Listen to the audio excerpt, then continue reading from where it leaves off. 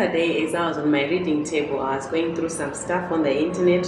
I came across something very disturbing and something very alarming actually. It was about an African lady chief that had nullified over 800 child marriages. I'm like, this is what society needs today. This is the type of leadership that we are expecting from women and from society for that matter.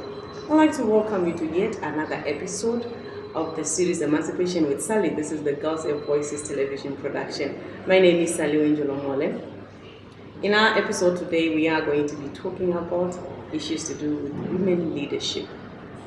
We are also in an era where we need to make sure society now starts to appreciate the work that is done by women, and us women be able to applaud ourselves.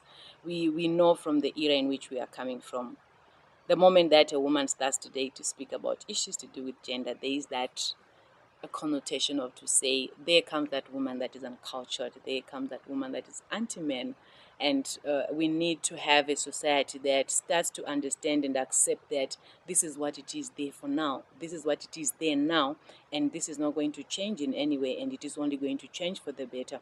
We are going to constantly encourage ourselves as women to start to speak about these things, to start to occupy about this position, to start to feel competitive, and to make sure we are able to execute the duties and the objectives of every leadership role that we are giving. Remember, like I've said, we are coming from a society where not much is expected of women. We are coming from a society where we are regarded as failures. We are regarded as we can't do much in terms of policy formulation. We can't do much in terms of bringing about change and bringing about sustainable development change for our society. And therefore, I think it is crucial and it is important that we are prepared for ourselves. We are prepared as we accept these leadership positions. We are prepared to make sure we are able to bring about results. And as we are setting a pace for ourselves, we are setting not only for ourselves, and remember, there are also the young generation of women that are coming on board, and making sure that the work that we are doing today as women in leadership, it is the work that is going to impact other young girls that are following us. And I would think for what we have done well, we should be able to applaud ourselves. We should be able to take stock of where we are coming from, to take stock of where we are going, and still remain at it. You know what? Then the next generation, it is going to be a generation that is mind-blowing in terms of leadership. We in terms of women leadership, because we are having this era as an era of preparation. We are having this era as an era where some women are on try and error. We have had women that are very successful leadership. We are having some that are learning on the job. We are have some that are still being inspired to get into leadership. But in the next generation, we are going to having a generation where a whole lot of women are into leadership. And I feel it is going to be a very exciting world where we see the men are seeing women excelling at a very much an amazing rate.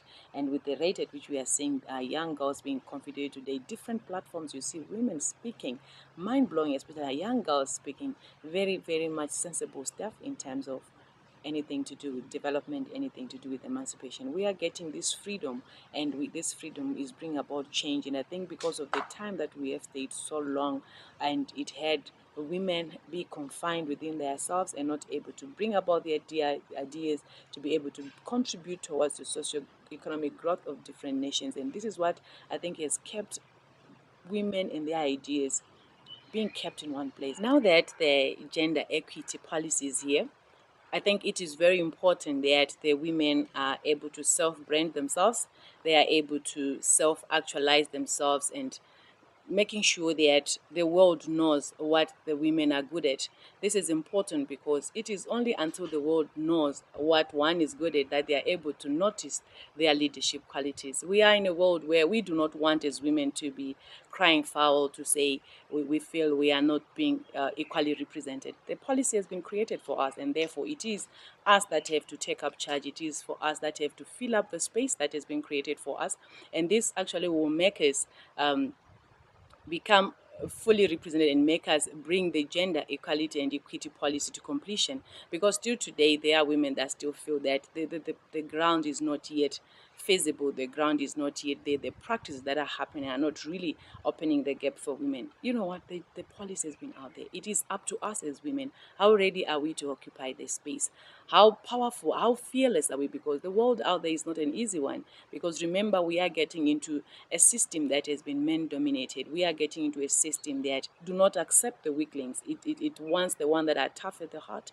It wants the one that are tough-hearted. It wants the ones that mean business, and the ones that are not going to. It is definitely not going to be business as usual. We are looking towards an era where women understand what they want. Women are able to define themselves. Women are able to know who they are. And as you get into those leadership positions, you know your value. You're not going to settle for less. You are going to know exactly why you are in that office and why you are in that position.